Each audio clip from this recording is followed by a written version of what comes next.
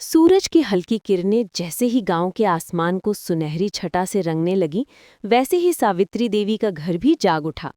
मिट्टी के चूल्हे पर दूध चढ़ा हुआ था और उनकी बड़ी बहू आरती हाथ में बेलन लिए रोटियां बेल रही थी।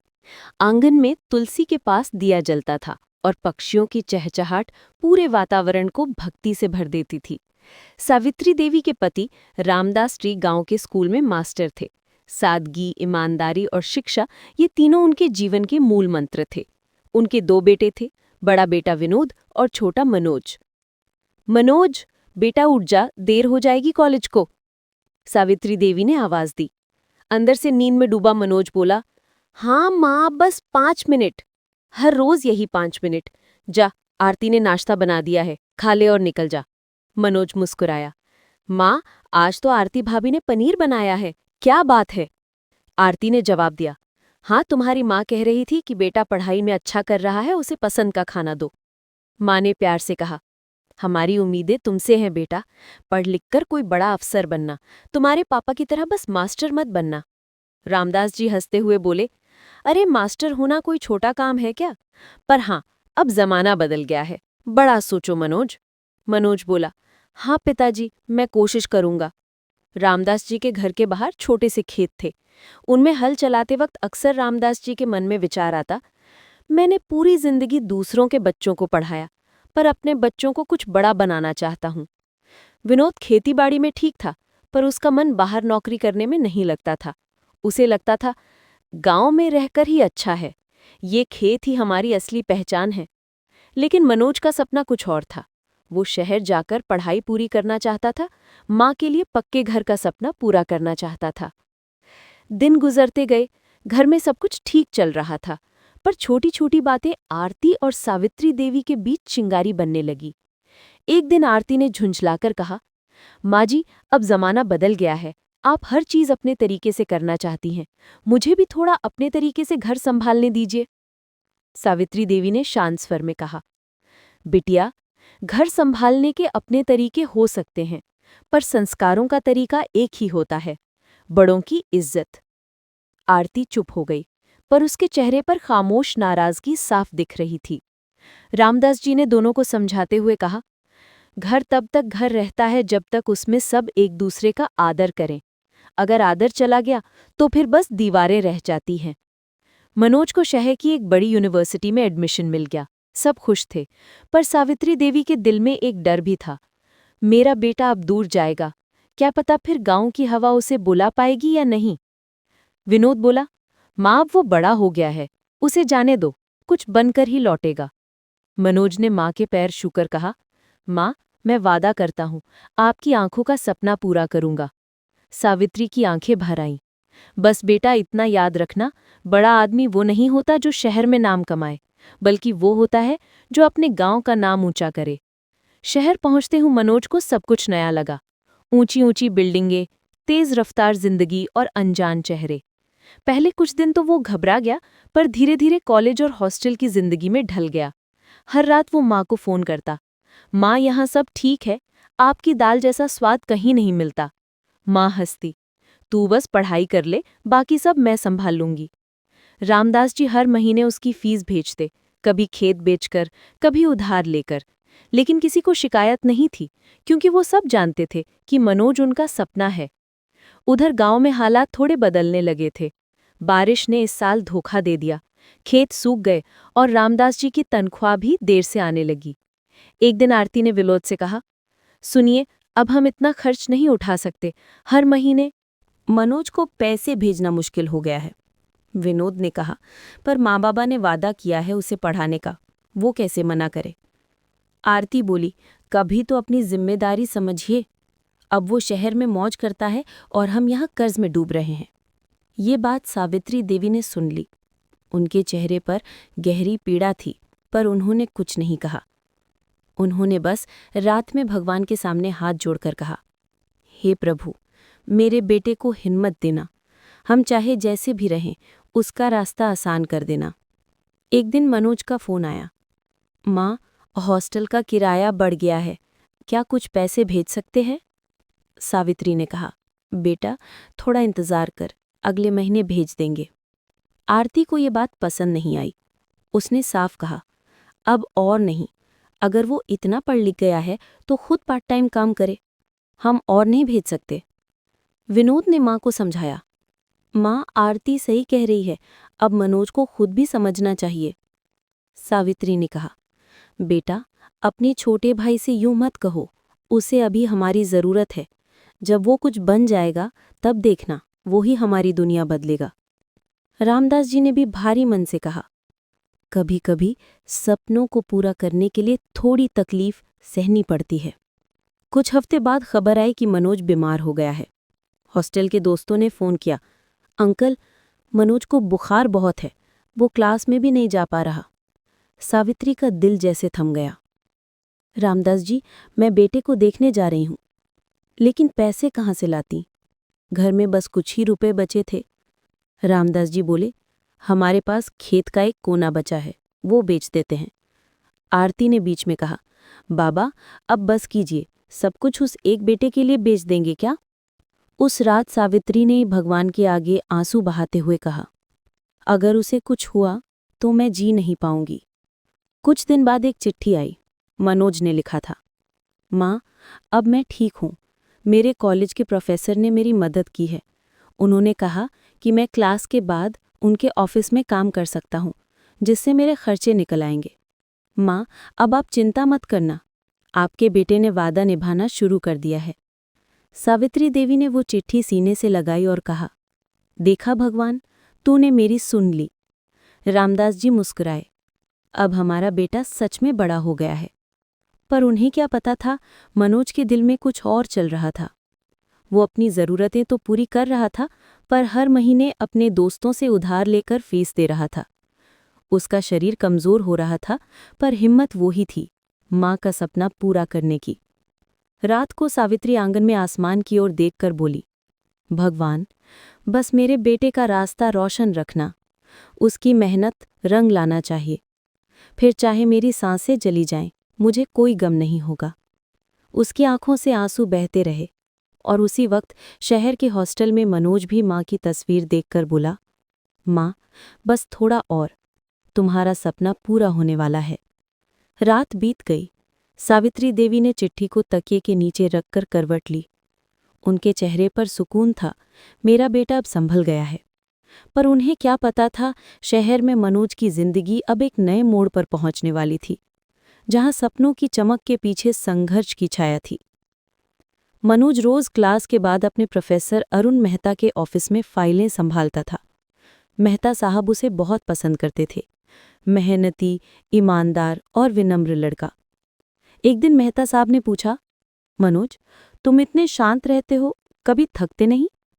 मनोज मुस्कुराया, सर जब किसी की उम्मीदें आपसे जुड़ी हों तो थकान महसूस नहीं होती। मेहता साहब ने उसकी पीठ थपथपाई, तुम्हारे जैसे लड़के ही इस देश की उम्मीद है। लेकिन मनोज के चेहरे पर अंदरूनी थकान थी। कई दिन से ठीक से खाना नहीं खाया था, पेट खाली पर हौसला भरा हुआ। गांव में हालात बद से बदतर हो गए थे। बारिश ना होने की वजह से खेत पूरी तरह सूख गए थे। रामदास जी की तबीयत भी अब कमज़ोर रहने लगी थी। एक दिन वो खेत से लौटे और गिर पड़े। डॉक्टर ने कहा, ब्लड प्रेशर बहुत बढ़ गया है, आराम की सख्त ज़रूरत है। आरती ने कहा, माँ जी अब खर्चा कैसे चलेगा?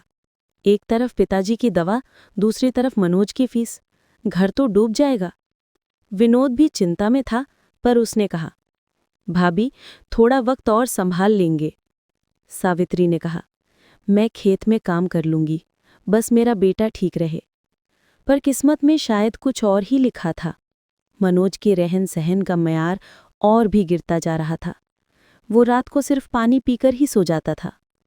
मेहता साहब ने संकेत में उसे नज़र के शमीरे से खाने के बारे में पूछा भी, पर मनोज ने हाँ में जवाब नहीं दिया। बेटा मैं अपने गहने बेच दूंगी, बस मनोज की पढ़ाई रुकनी नहीं चाहिए।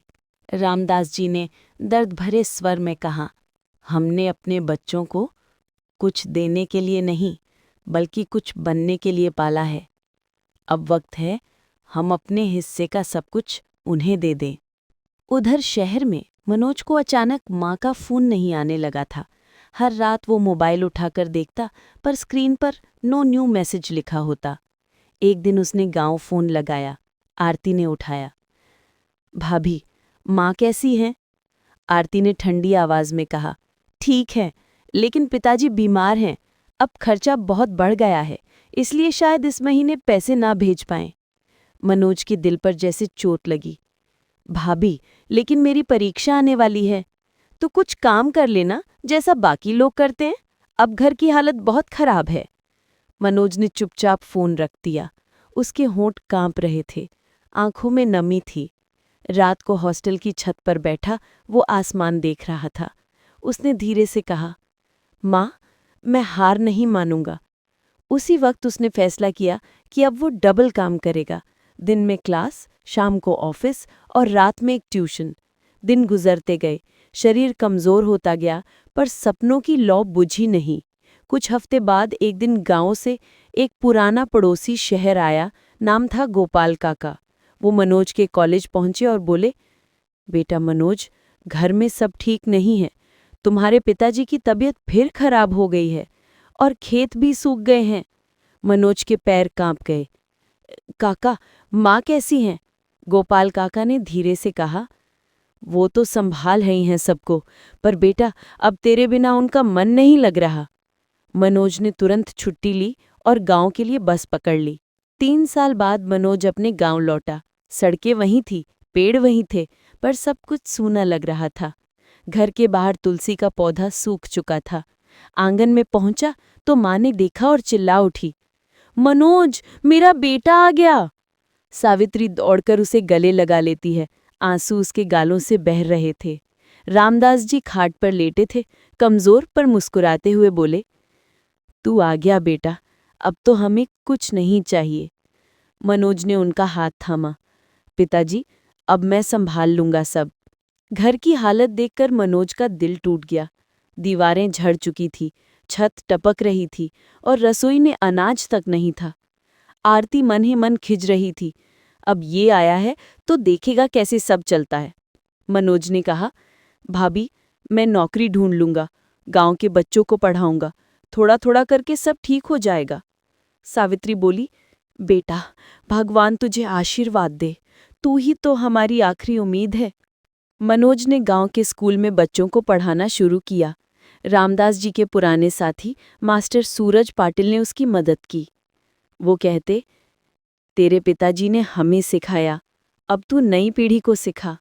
धीरे धीरे मनोज की मेहनत से बच्चों की पढ़ाई में बदलाव आने लगा। गांव के लोग बोलने लगे, मास्टर का बेटा भी मास्टर बन गया, पर कितना ईमानदार है। पर मनोज की नज़र में ये सिर्फ नौकरी नहीं थी, ये उसकी माँ का सपना था। एक दिन सरकारी नोटिस आया, गांव के खेतों के पास से हाईवे बनेगा, जमीन अधिग्रहित होगी। रामदास जी का खेत भी उस इलाके में था। सारी जमीन सरकार को देनी थी, मुआवजा बहुत कम। विनोद चिढ़ गया, हमारी आखिरी जमीन भी जा रही है, अब क्या करेंगे? आरती ने गुस्से में कहा, सब मनोज की पढ़ाई में लग गया, अब न खेत बचे न पैसे। सावित्री ने कांपती आवाज में कहा, मत कहो ऐसा बहू, बच्चों पर लगाया गया हर रुपया दान है, बोझ नहीं। लेकिन परिवार में खटास बढ़ गई। मनोज ने सबको शांत करते हुए कहा, मैं शहर लौट जाऊंगा, काम ढूंढूंगा, कुछ महीनों में सब ठीक कर दूंगा। अगली सुबह सावित्री ने बेटे के बैग में रखे पुराने झोले में हाथ डालकर एक चीज रख दी, वही चिट्ठी जो मनोज ने सालों पहले भेजी थी। उन्होंने कहा, जब भी थक जाओ तो इसे पढ़ लेना, ये तुम्हारी माँ का आशीर्वाद है। मनोज की आंखें भर आईं। माँ, इस बार मैं तब लौटूंगा जब आपका सपना पूरा कर दूंगा। कुछ महीनों बाद गांव में एक अजीब खबर आई। एक अखबार में छपी थी, शहर में रेलवे ट्रैक के पास घायल युवक मिला, नाम मनोज। गांव में सन्नाटा फैल गया। सावित्री ने वो खबर पढ़ते ही जमीन पर गिर पड़ी। विनोद भागता हुआ बोला, माँ, शायद कोई और मनोज होगा। पर सावित्री ने कांपती आवाज में कहा, नहीं बेटा, माँ अपने बच्चे को महसूस कर लेती है। रात भर सावित्री तुलसी के पास बैठी रहीं। उनकी आंखें आसमान की ओर थीं। भगवान, अगर मेरा बेटा जिंदा है तो उसे शक्ति दे, अगर नहीं तो मुझे भी अपने पास बुला ले। हवा में चिट्ठी उड़कर उनके पैरों के पास आ गिरी, वही चिट्ठी जिस पर लिखा था, माँ, अब मैं आपका सपना पूरा करूँगा। क्या मनोज बच पाया? क्या माँ का सपना अधूरा रह गया, या कोई चमत्कार होने वाला है? गांव में जैसे वक्त थम गया था। हर कोई एक ही सवाल पूछ रहा था, क्या वो सच में मनोज था? रामदास जी की हालत और बिगड़ गई। विनोद ने उन्हें समझाते हुए कहा, बाबा, अभी कुछ पक्का नहीं है, शायद कोई और होगा। पर सावित्री देवी का दिल कह रहा था, नहीं, वो मेरा मनोज ही था। उनके हाथ कांप रहे थे, आंखों में आसमान सा सन्नाटा। उन्होंने धीरे से कहा, विनोद, मैं शहर जाऊंगी, अपने बेटे को ढूंढूंगी। अगली सुबह सावित्री देवी बस पकड़कर शहर निकलीं। सफ़र लंबा था। रास्ते में खेत, पहाड़ और वीरान स्टेशन पीछे छूटते जा रहे थे। हर मोड़ पर उन्हें अपने बेटे की हंसी याद आ रही थी। उनके हाथ में वही पुरानी चिट्ठी थी जिसे वो बार बार खोलती और आंखों से लगाती। माँ, जब भी मैं गिरूंगा, आपकी दुआ मुझे उठा लेगी। वो शब्द अब उनके लिए प्राण बन चुके थे। शहर पहुंचकर सावित्री देवी ने अस्पताल का रास्ता पूछा। वार्ड नंबर 7 में एक लड़का भर्ती था। चेहरा पट्टियों में लिपटा, पर उसकी आंखें वही थीं जो माँ पहचान सकती थी। वो पास गईं, कांपते हाथों से उसका माथा छुआ। मनोज। धीरे से आंखें खुलीं। माँ। बस इतना शब्द सुनते ही सावित्री देवी फपक पड़ीं। बेटा, तो ठीक है ना? मनोज ने कमज़ोर आवाज़ में कहा। माँ, मुझे लगा था अब आपसे कभी नहीं मिल पाऊंगा। डॉक्टर ने सावित्री को अलग बुलाया। आपका बेटा बहुत कमज़ोर हो गया है, उसे ठीक होने में वक्त लगेगा। किसी ने रेलवे ट्रैक के पास घायल अवस्था में पाया था, पर यह एक्सीडेंट नहीं था। सावित्री ने चौंक कर पूछा, क्या मतलब? डॉक्टर ने कहा, शायद किसी ने धक्का दिया हो या लूटा हो। रिपोर्ट में सिर पर चोट है, पर वो खुद को बचाने में कामयाब रहा। सावित्री ने भगवान का नाम लिया। हे प्रभु, तूने मेरे बेटे को बचा लिया। कुछ दिनों बाद जब मनोज की तबीयत सुधरी, उसने माँ से सच्चाई बताई। माँ, नौकरी की तलाश में मैं बहुत जगह गया। एक जगह मुझे काम मिला था, लेकिन वो लोग गलत काम करते थे। जब मुझे पता चला कि वो जाली दस्तावेज बनाते हैं, तो मैंने मना कर दिया। उसी रात उन्होंने मुझे ट्रक के पास घेर लिया और धक्का दे दिया। सावित्री की आंखों से आंसू बहने लगे। बेटा, तूने सच का साथ दिया, यही सबसे बड़ी जीत है। मनोज ने माँ का हाथ थामा। माँ, मैंने हार नहीं मानी, मैं अब भी आपका सपना पूरा करूँगा। जब गांव में ये खबर पहुंची कि मनोज जिंदा है, सबके चेहरे खिल उठे। विनोद ने खुशी में मंदिर में दीपक जलाया, पर आरती के दिल में अपराध बोध था। वो खुद से कह रही थी, मैंने कितनी बार उसके लिए गलत सोचा, और वो तो सबके लिए लड़ता रहा। उस रात आरती ने सावित्री को फ़ोन किया। माँ जी, मनोज के लिए जो भी कहा, माफ़ कर दीजिए। सावित्री ने कोमल स्वर में कहा, बिटिया, घर की दीवारें गिर सकती हैं, पर रिश्ते नहीं। बस अब सब साथ रहो। 2 महीने बाद मनोज ठीक होकर गांव लौटा। सारा गांव उसे देखने आया। बच्चे फूल लेकर बोले, मास्टर जी आ गए। सावित्री ने मनोज को गले लगाते हुए कहा, अब तू यहीं रह बेटा, यहीं पढ़ा, यहीं उजाला फैला। मनोज ने मुस्कुराकर कहा, माँ, यही तो मेरा सपना था, आपका और मेरा दोनों का। मनोज ने गांव के बच्चों के लिए एक छोटी सी पाठशाला शुरू की। पहले दिन 5 बच्चे आए, दूसरे हफ्ते 20, और 3 महीने में पूरा गांव आने लगा। उसने अपने स्कूल का नाम रखा, सावित्री शिक्षा केंद्र। गांव में पहली बार किसी ने अपने नाम पर नहीं, माँ के नाम पर स्कूल खोला था। एक शाम रामदास जी बरामदे में बैठे मनोज को बच्चों को पढ़ाते देख रहे थे। उनकी आंखों से आंसू बहने लगे। मैंने हमेशा सोचा था कि मेरा बेटा अफसर बनेगा, लेकिन ये तो गुरु बन गया। असली अर्थों में। सावित्री बोली, भगवान ने हमारी झोली खाली रखी ताकि इसमें दूसरों की खुशियां भर सकें। कुछ महीनों बाद मनोज को शिक्षा विभाग से पत्र मिला।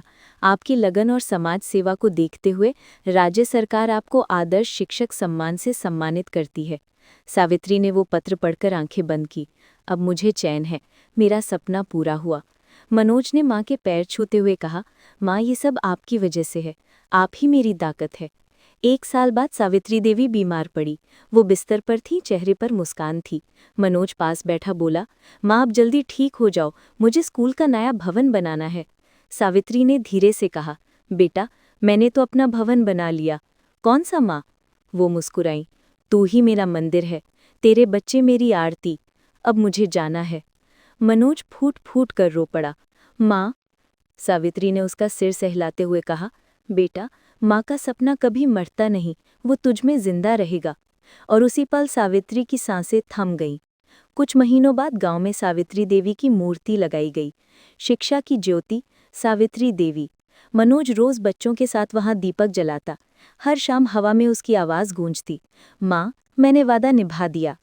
माँ का सपना कभी छोटा नहीं होता, वो अपने बच्चों के जरिए पूरा होता है। और जब बेटा उस सपने को हकीकत बना देता है, तब माँ अमर हो जाती है।